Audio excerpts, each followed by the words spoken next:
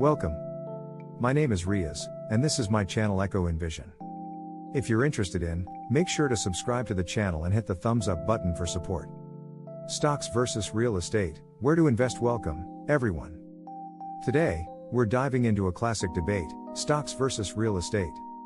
These are two of the most popular ways to build wealth, but they're also very different. Stocks offer liquidity and fast growth, while real estate gives you tangible assets and stability. How do you decide which is better for you? 1. In the next 10 minutes, we'll explore the pros, cons, risks, and potential of each to help you make an informed decision. 2. Understanding the basics before comparing, let's understand what these investments are. Stocks. A stock represents ownership in a company. When you buy shares, you're entitled to a portion of the company's profits, often through dividends, and you can benefit from capital appreciation as the stock price rises. 1. Real estate. This involves buying physical property, such as residential homes, commercial buildings, or land. 2. You can earn income through rent or profit from property value appreciation. Both can grow your wealth, but they operate in very different ways. Investment returns, growth potential. The primary goal of any investment is to grow your money. 1.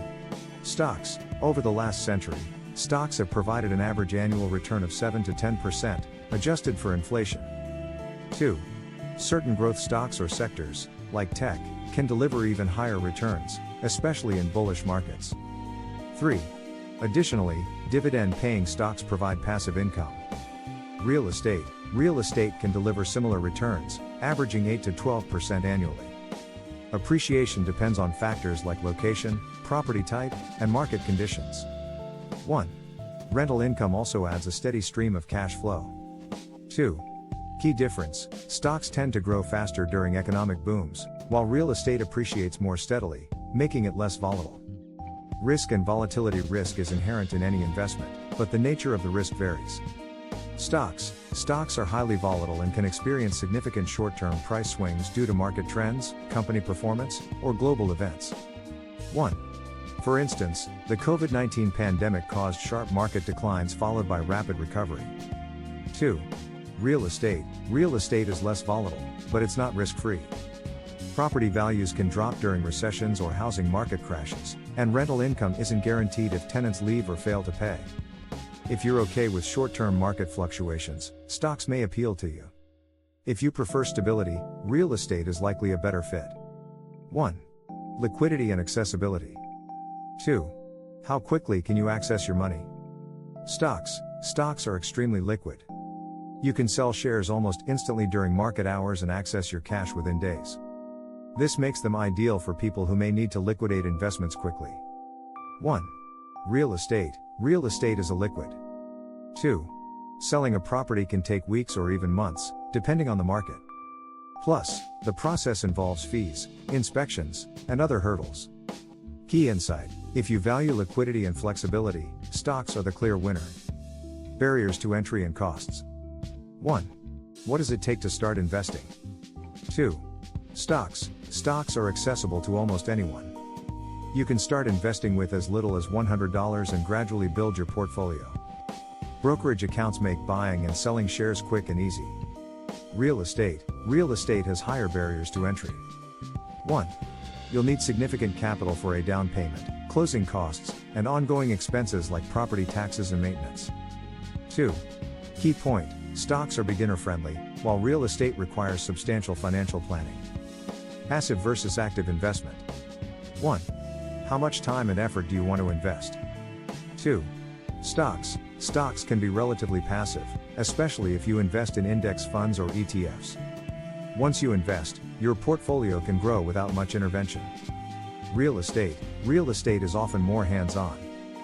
1.